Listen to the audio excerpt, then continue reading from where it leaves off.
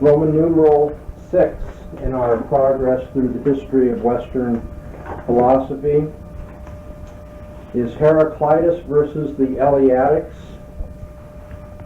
and the problem of identity and change. The Eleatics are a series of philosophers that huddled around the area of Elea in Greece, and just as the Milesians, Milesia has nothing to do with the character of the philosophy, but the geographical area from which those philosophers hailed, so it is with the Eleatics. Heraclitus is an individual philosopher.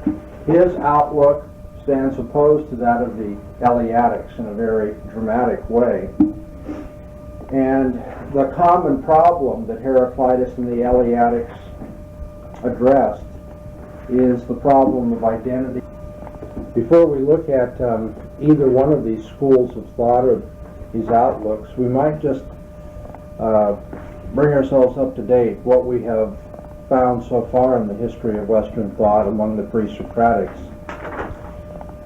The Milesians were concerned to find the underlying oneness or unity of reality. What is it that brings everything together, that is the basic substance or stuff out of which the world is made?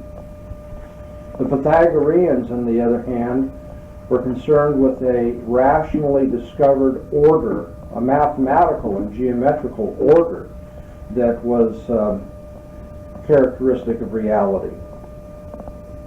So as we move to the next major problem, or the problem as it now develops, the question becomes, how does the basic one, which we have rationally assumed, change into the many which we encounter in our ordinary experience?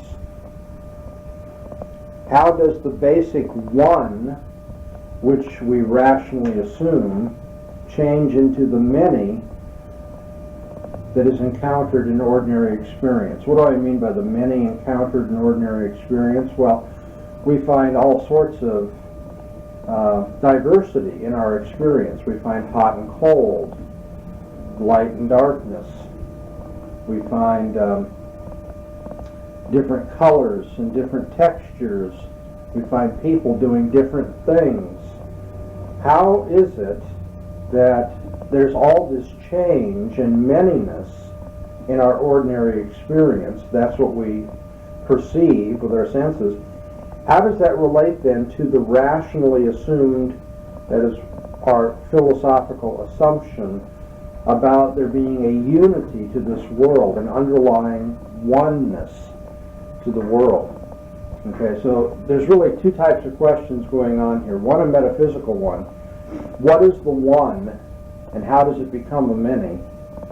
And another question is epistemological. How do I relate my rational assumption, what my mind tells me must be the case, with what my eyes and ears and hands perceive about the world? How do we bring these things together? Now, these philosophers did not pose questions in the way that Dr. Bahnsen is now posing them, or the writers of history books. We have the advantage of years, centuries of development in philosophy, and looking back we can be a little more abstract and generalize and pull out, this is what the principle or the issue was that was going on. Let me take that basic question that I've given to you this morning and break it down into three issues. First, the metaphysical issue of oneness, or one versus many, unity versus diversity in the nature of reality. The second is an epistemological question. Very simply, do we take a perceptual or a rational route to knowing about the world? It's the empiricism versus rationalism question, as it will come to be known later. And then thirdly, there's an issue here over the nature of motion, change, or becoming. What is the nature of change in this world? And this is, in a sense, the horizon that Heraclitus and the Eleatics were considering when they did their philosophy, when they tried to be critically minded, and when they tried to construct an overall picture of reality in which every part of human experience has a place. Heraclitus, first of all. His dates are, as best we can tell, 544 BC to 484 BC. 544 to 484. So what arbitrary date are we going to choose to make this easy to remember? 500. You all saw that coming, I could tell from your faces. Okay. We'll just give him the date of about 500 BC for flourishing. As with many of the other Pre-Socratics, the works of Heraclitus don't come to us whole. We have many fragments of his works, and you have to form a mosaic out of them.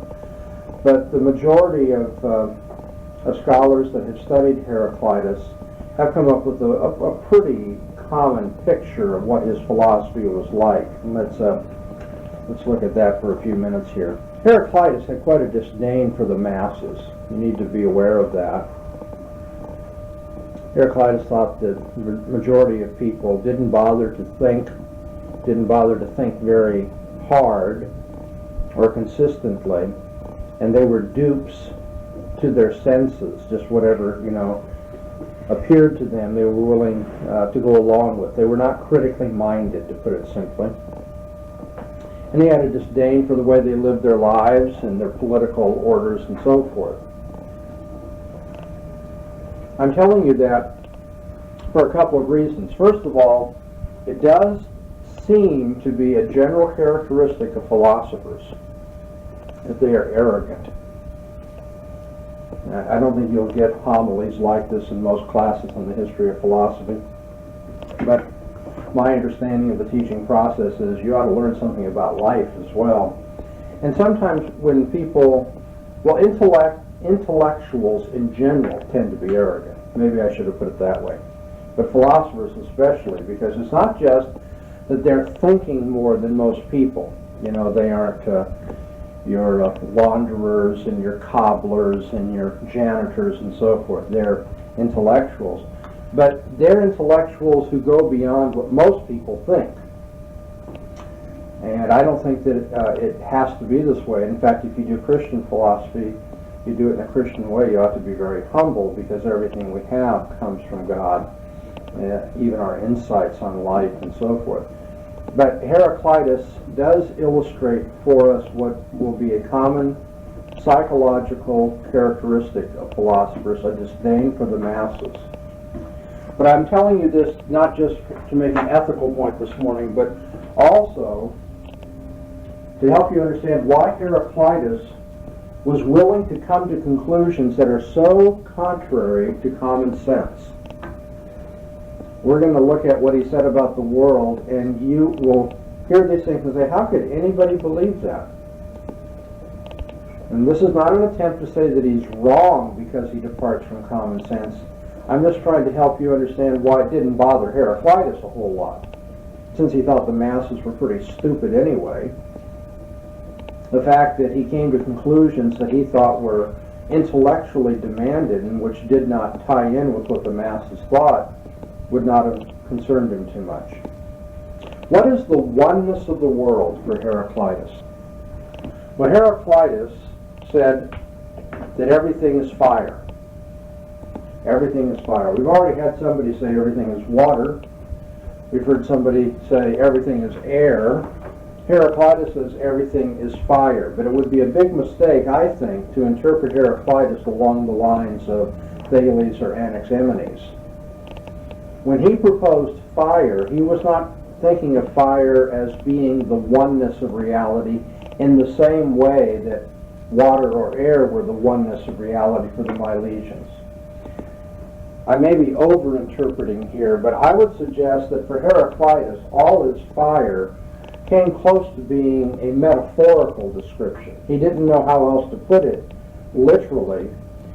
So he said you might think of it as fire. Fire is a good figure of speech, pardon me, a good figure of speech for what is the underlying oneness of reality.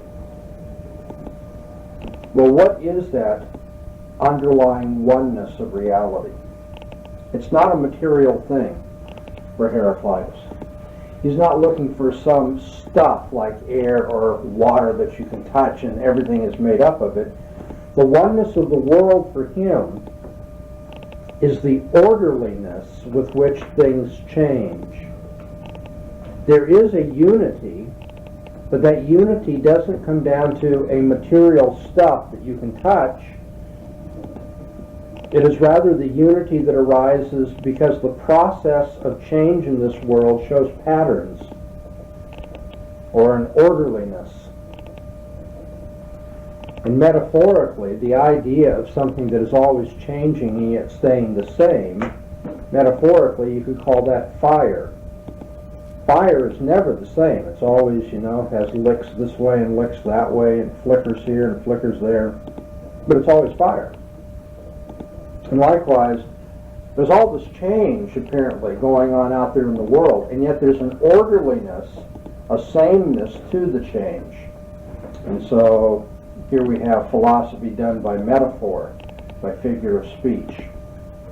What is the literal, well, not so much truth, but what is the literal claim being made? Heraclitus said everything is changing, but it's changing by degrees. It's changing by measure.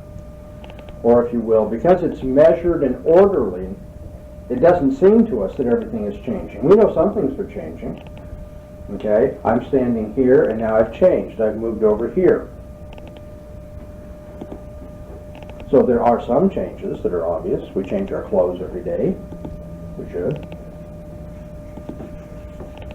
And yet, it doesn't seem that other things are changing. For instance, the shirt that I take off doesn't stop being the very same shirt when I take it off. That's the same today and tomorrow.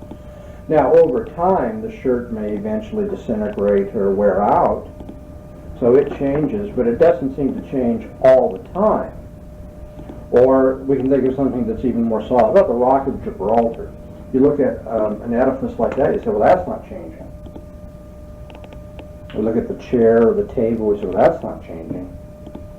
But Heraclitus said everything's changing. His famous statement was, you can't step in the same river twice. Now we call it the same river. Let's say it's the Mississippi River we're referring to.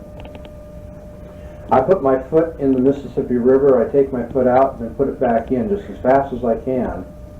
Has the river changed in the time that it took for me to extract and reinsert my foot into the water? Yes. We can't step in the same river twice. We call it the same river, it's still called the Mississippi River, but the river is always changing. And so it is with everything in life. It does not appear to us that everything is changing, but everything is. It's just the change is by measure. And so we don't pay attention to all the changes that are there. And there is an orderliness with which things change. There is a pattern to be found there. And because of the pattern of change, we don't recognize the change itself. Think of it this way. If this room were not just a room in the building where we are, but were a box. Let's imagine we had a box the size of this room. And this box were falling through space. Now if this box were falling through space, then that means that this milk carton would be falling through space too. It means I would be falling through space, and so would my notes and this blackboard, and all of you and the chairs on which you sit. But now are we all falling through space at the same rate? Yes, we are. And since we're all falling through space at the same rate, imagine we don't have any window to look out for rings and so forth. If we were all in this box falling through space, we wouldn't know that we were falling through space. We wouldn't say we were moving at all, because everything's moving at the same rate. Likewise, Heraclitus seemed to think that because things change by measure, at the same rate, then we think of them as being permanent. There's kind of a substantial identity to those things. And yet they're changing just like everything else. It's just they're changing in harmony or at the same rate with other things. And so the illusion of permanence is given.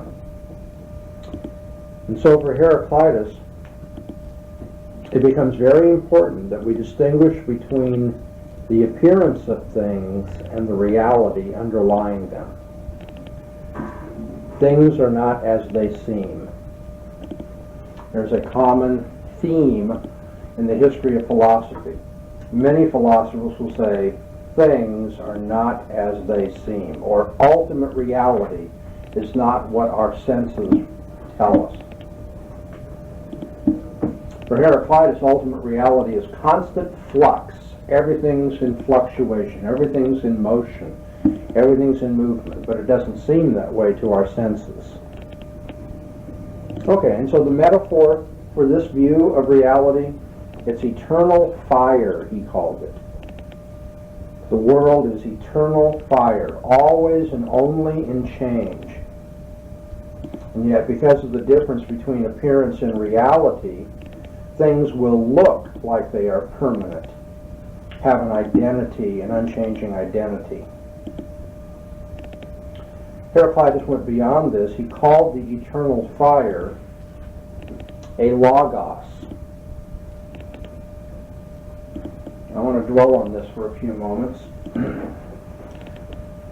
A logos. The Greek word logos, as you know, is translated in the New Testament as word, ordinarily, as word. In the beginning was the Word. In the beginning was the Logos. The Logos doesn't, in the Greek language, always and specifically mean a spoken or verbal transaction, a word like that, a communication. Logos can stand for that which is conceptual, that which is knowable, idea, or that which can be studied. Logos is a reason or a matter of thought, and thus it comes to be that which can be communicated, a word.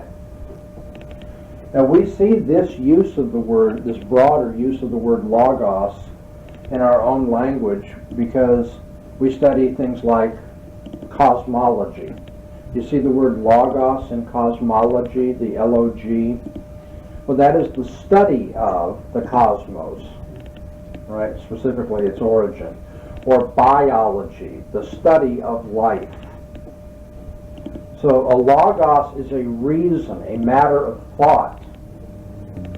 Heraclitus said the eternal fire, the constant change that is reality, is also a logos. It's a matter of thought.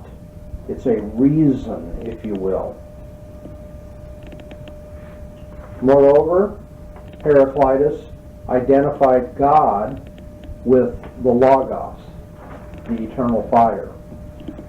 The world order, the constant change according to measure that Heraclitus hypothesized was the world, was also the same as God.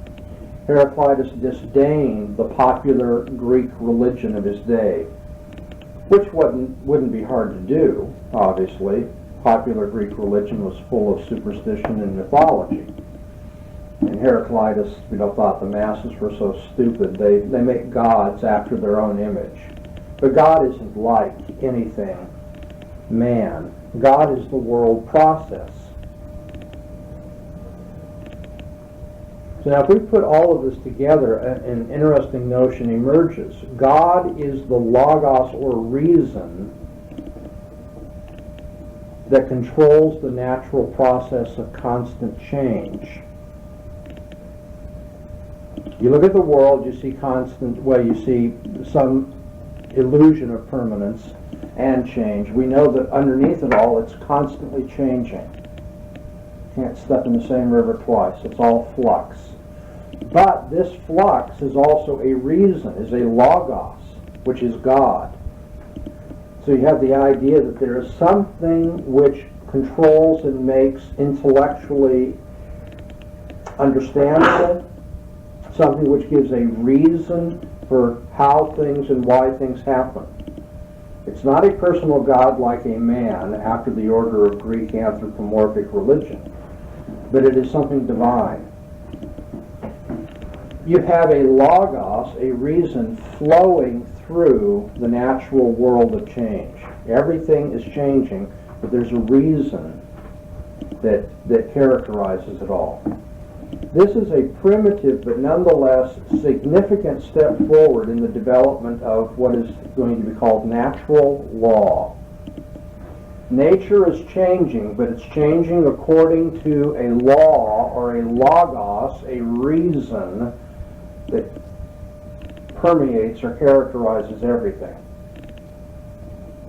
And remember, for Heraclitus, this natural law, as I'm anachronistically going to call it, this logos of the constantly changing world is God.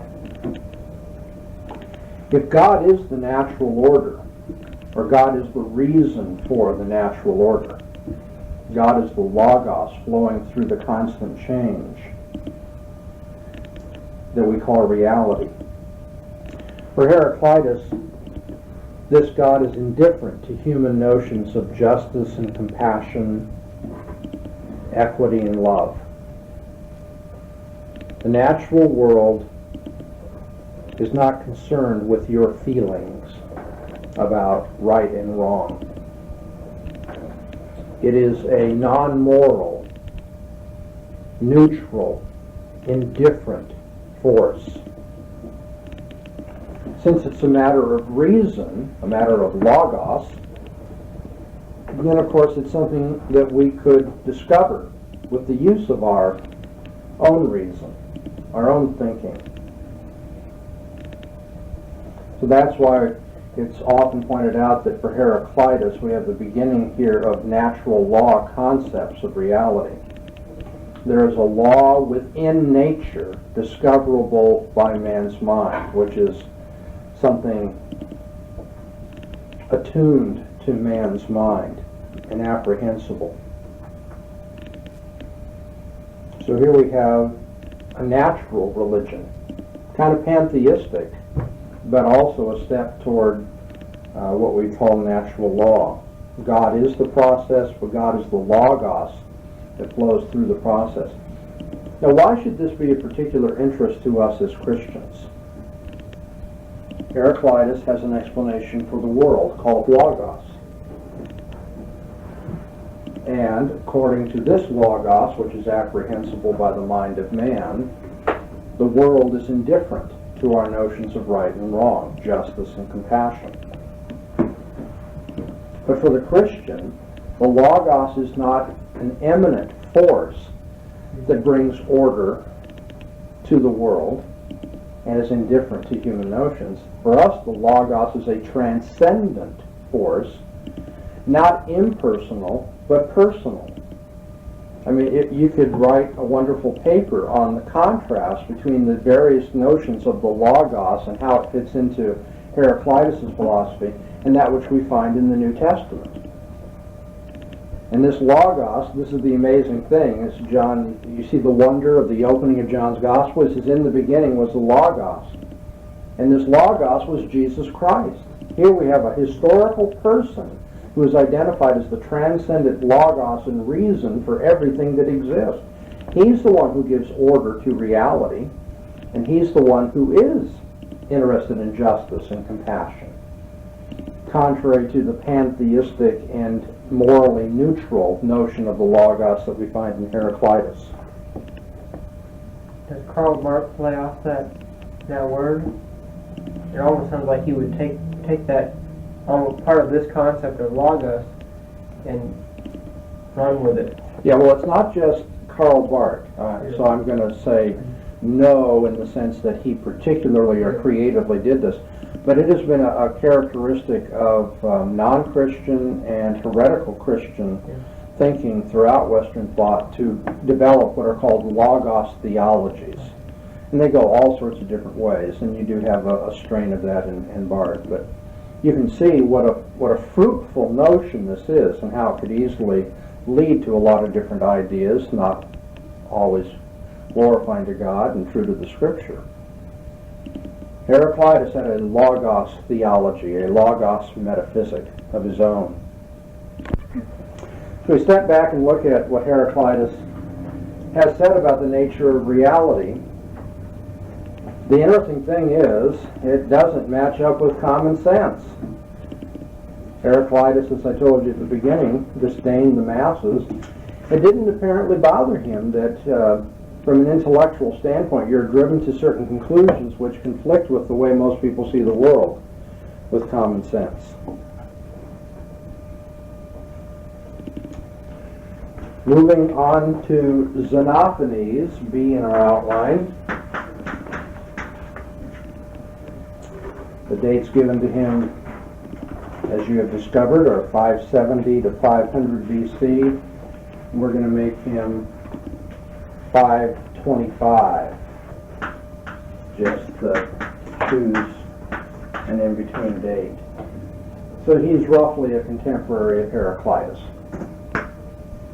Maybe a little older. Xenophanes was born in 570. If that's true, Heraclitus 544, so some difference. Heraclitus would be a younger contemporary. Xenophanes also had a pantheistic view of the world and also disdained the popular religion of his day. He thought the old mythical ideas of the gods were silly and ridiculous. He rejected them and wanted to naturalize what they had been saying. Instead of believing that there was a god of the oceans and a god of the mountains and so forth, Xenophanes would naturalize that and make all of those forces of one God that is the whole of reality. Or to put it very simply, it would appear that Xenophanes thought that everything is God. He wanted a sense of unity in reality. Everything must be one, and he said this one is God. To quote him, there is one God, neither in form like unto mortals, nor is in thought. The thought of God's mind is what changes everything. But it's not a God that is different from the world, apparently, but rather a God who is the world, or which is the world. So here you have a kind of pantheistic oneness. But what's in common with Heraclitus? He agrees we've got to get rid of these anthropomorphic gods, these mythical concepts that the Greeks were following at that time. Okay, let's look at Parmenides. Parmenides' dates are 515 to 450 BC, 515 to 450. I'm going to assign him a medium date of 475. Hey, don't laugh, it works. You'll find it easier to remember this and the order to put them in and so forth. Is that utilitarianism? No. Xenophanes had said everything is one. Parmenides agreed everything is one. The universe for him is a single permanent substance. A single permanent substance. It is uncreated. It is indestructible. It is unchangeable. And I want to take you through the steps by which he arrived at these conclusions. The universe is a single permanent substance that is uncreated, indestructible, and unchangeable. The premise from which he deduced or inferred these conclusions is that there is no nothing. There is no nothing. That's pretty clever. Why would he say there is no nothing? Well, in the first place, everything that you can think about has an existing objective referent. All thought has an existing objective referent. We can think about trees, and there are trees. You can think about something, it exists. You say, okay, well, how about Pegasus? We can think about Pegasus. Does that mean Pegasus exists? Parmenides would say, yes, Pegasus exists in thought. There must be an object that you're thinking about, so there must be the notion of Pegasus that exists. Everything you can think about must exist. An inconceivable object could not exist. An inconceivable object could not exist. Can we think about nothingness? Well, nothingness is non-being, right? The absence of existence, it's nothing. So I'll put this on the board. You have non-being, or what we call nothing, nothingness. Now, if we can think about non-being, since there must be an object that we're thinking about, then non-being has being. And as any fool can see, that's contradictory. Non-being can't have being, and therefore non-being is inconceivable. Non-being does not exist. Non-being is nothing. Or as later philosophers like to say, the nothing nothings itself or negates itself. There can't be nothing. Non-being cannot be. So, Parmenides has rationally convinced himself that non-being is an impossible concept. Non-being cannot be. To say nothing exists, let me put this on the board, this short sentence, nothing exists, is self-contradictory. Are you impressed with this thinking? That sentence is contradictory, self-contradictory. Nothing exists. So it must be that nothing doesn't exist. There is no nothing. There is no non-being. Now, I'm not really impressed with these puns and plays on words and so forth, but let's say that we've arrived at something significant here. If nothing is impossible, there can be no nothing, well, then there can be no nothing out of which the world came. If there is no nothing, then the world cannot have come out of nothing. Constantly. So it follows the world's eternal, right? Well, at least it's uncreated. It can't have a beginning. But maybe it can go out of existence. Well, if it goes out of existence, then it becomes what? Nothing.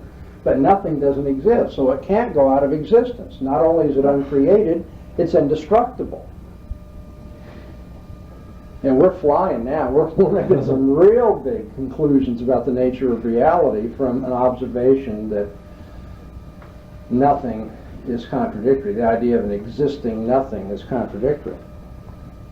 Well, if there's no nothing from which the world could come and no nothing into which it could go, there's also no nothing from which one thing could be and not be.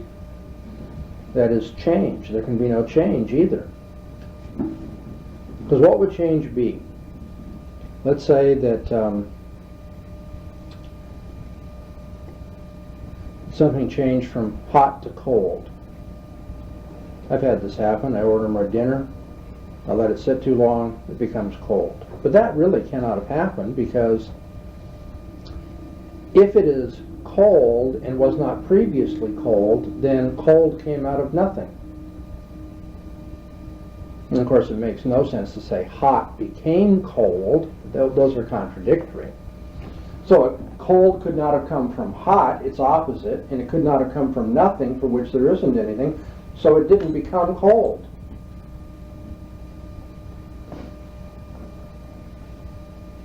And so Parmenides concluded that reality is a single, permanent substance in which there is no change, no beginning, and no end. So being does not consist of different elements. Being is all fundamentally the same substance. So here we've taken the pantheism of Xenophanes and we've turned it into an unchanging, indestructible, uncreated, undifferentiated, permanent substance.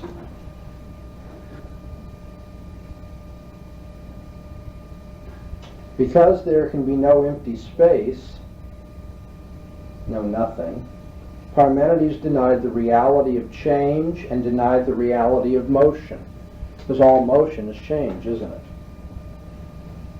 And if I say, I think you should go move your car, it's blocking the driveway, you could rightly respond to me, it's impossible because motion is impossible, Dr. Bahnsen. There is no empty space out of which or into which I could move the car.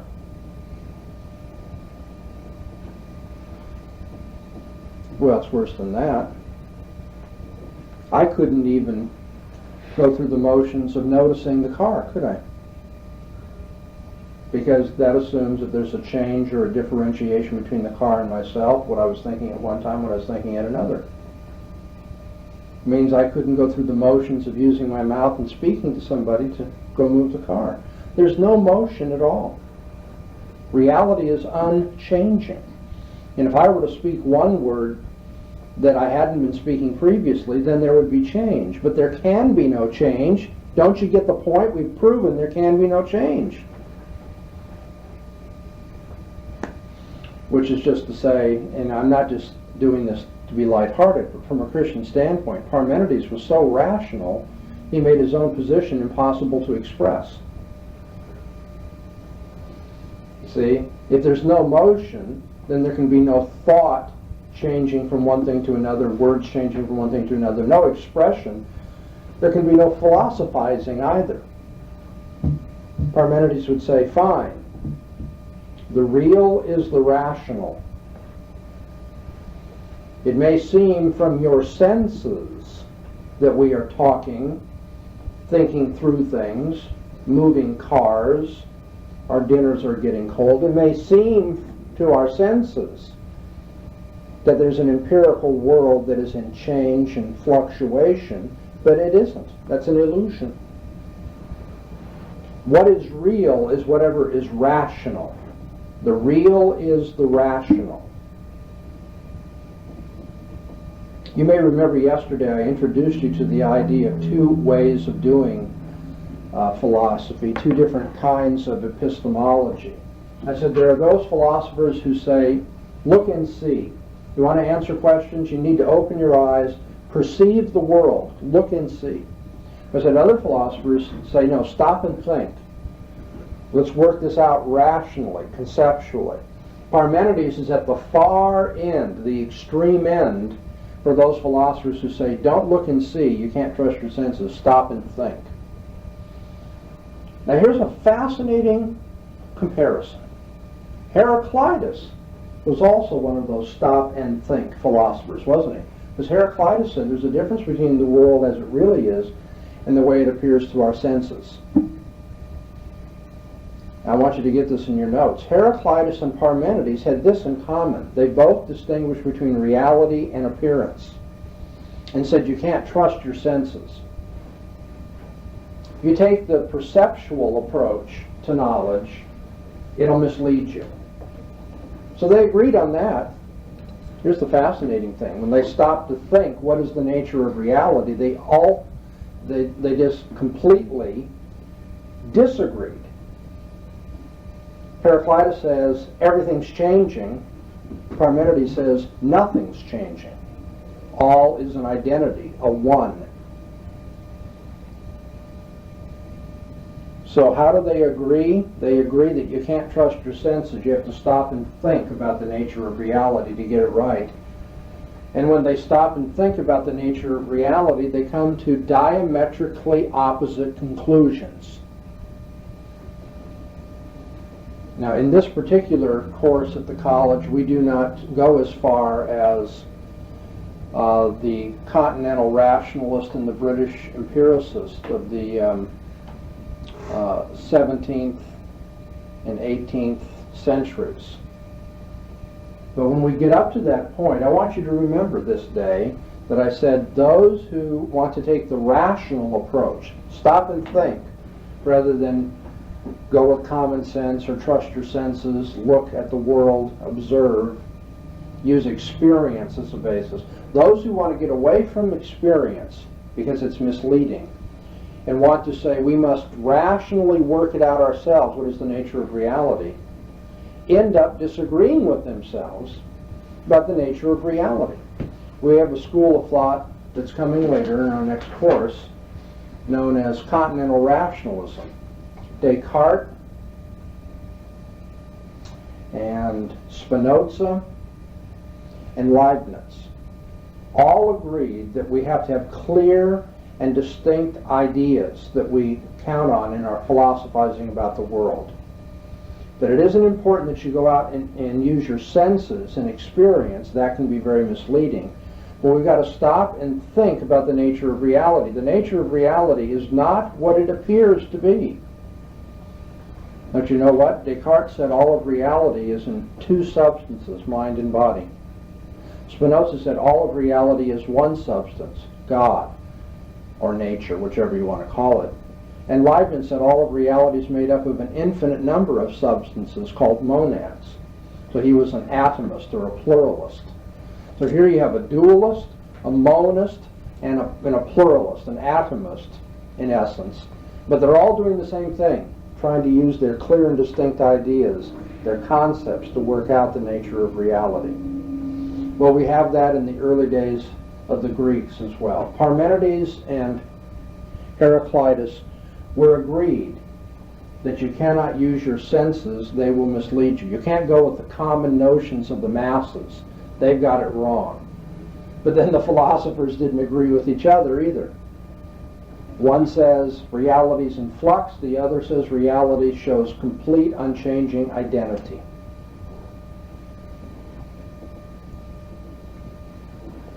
We put on the board, fourthly,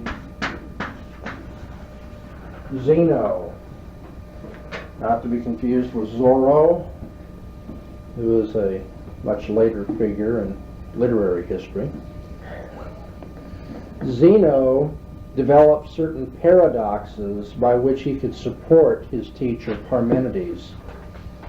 I mean, you can imagine what people thought when they heard Parmenides' conclusions. Parmenides said, nothing changes, there is no motion. People are going to ridicule this. They're going to say, that is asinine. How could any philosopher be so stupid as that? Zeno said, do you think it's stupid? Well, let's see if you can answer these problems. Okay?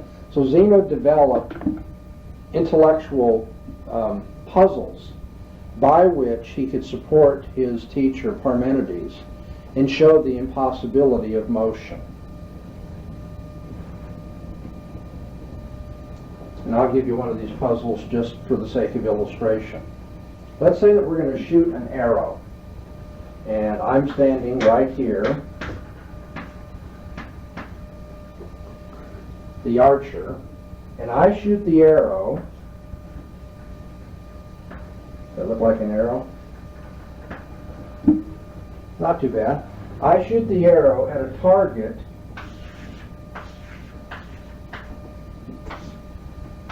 that's 30 yards away. Now Zeno said, it only stands to reason that if the arrow is moving, if motion really is real, that the arrow must first go half the way to the target. And so we'll call this the halfway point.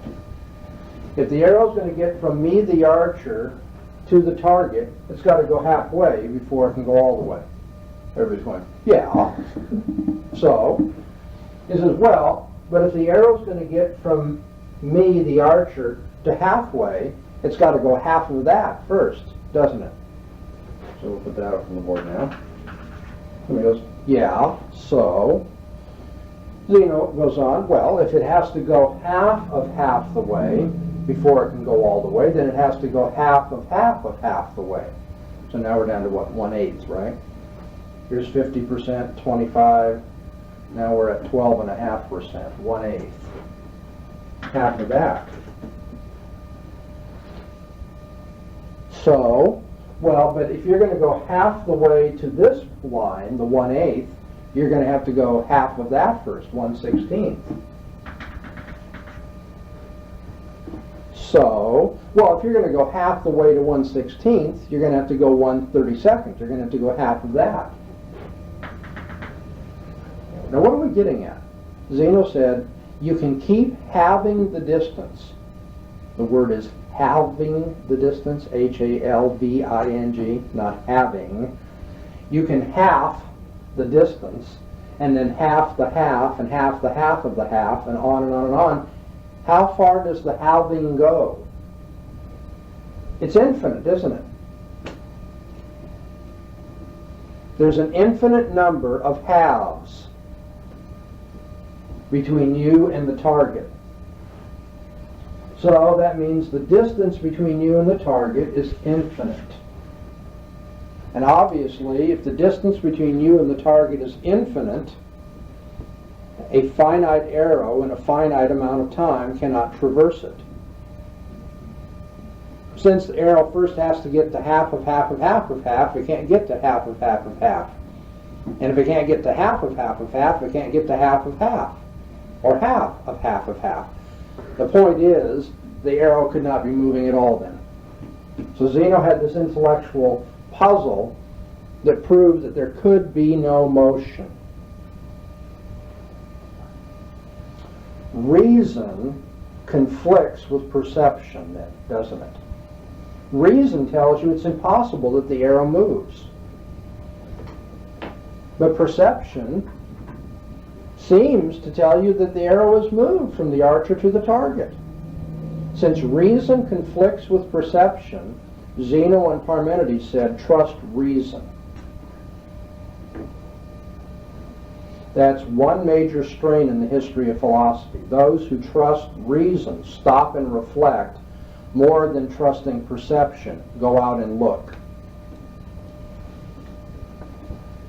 Can anyone see how to answer Zeno's problem? It's not as easy as it might appear. If it is an infinite space between the archer and the target, then in a finite amount of time you can't traverse infinity. But you know what the false premise is, that there's an infinite space between the archer and the target. What there is an infinite number of fractions. There's an infinite number of proportions, or I'll just call it fractions up here. But the fact that there's an infinite number of fractions doesn't mean that the space itself is infinite.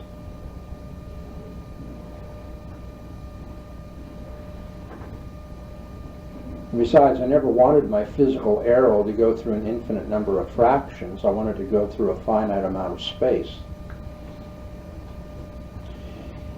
Anyway, I thought you might enjoy that. You might understand a little bit better why some Greek philosophers ended up down this very rationalistic line and came to the conclusion, rationalistic, that from a metaphysical perspective, there is no change and all is one. So we have a debate between Heraclitus on the one hand and the Eleatics, Xenophanes, Parmenides, and Zeno. I maybe didn't mention that. The Eleatic school is B, C, and D up here on the board. Pete? Does there need to be a date for Zeno? No. He's just a disciple of Parmenides. I mean, I think you can get a date, but I'm not going to make that important. What is it? 450? Well, I'll go with 450. Seems to fit the pattern of arbitrary dates that we've been using. They're not totally arbitrary. Remember, they have to fall within the range of the guy's life. They got to be toward the middle or later part of his life when he, is a professional philosopher and is well regarded and is writing books and so forth.